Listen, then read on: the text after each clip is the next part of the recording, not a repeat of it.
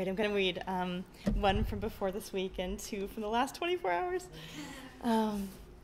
This is called Her Skin Returning. Moving against an engine into grain or ground, a sign sawing around the outside of thought like talk, like chaff or shell, as if the language were something to leave behind.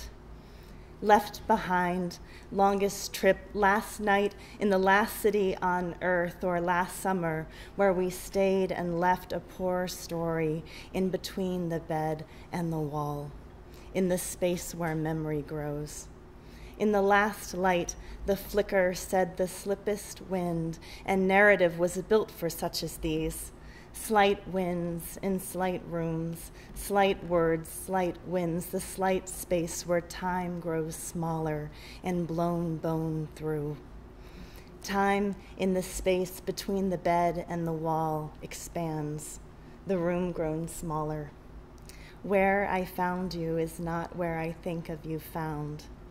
This has very little to do with language. Just another thing that occurs in time, like rooms, like moving, like stretching into spaces that with memory and time grow larger, like her skin returning, well-traveled at dawn. And this is from this morning, really. It's called Home Interstates. This is my free verse poem. Picture books on a Missouri highway. Are you my mother? Get in the car and drive all night. Tune to dark, vast frequencies, high wattage towers, dial the low-slung heavens. There is a wideness. On nice days, Mr. Small takes his car out of the garage and goes for a drive. He can drive fast enough to pass a horse and buggy. Transits, moon phases, how great thou art. Childhood all-nighter, string and cardboard suspension bridge built to code. Drive it over the Mississippi. Bridges freeze before roads.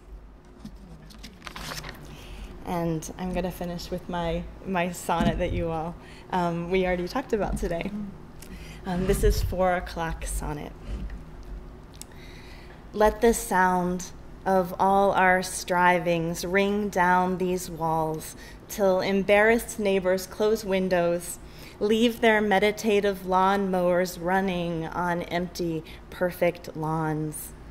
How upended the whole tidy Mexican town, tile and all, summer's shakers and movers finally silent as 4 o'clocks winnow wash the body down to its last grain, bone. Isn't this sound the one thing you wanted to say?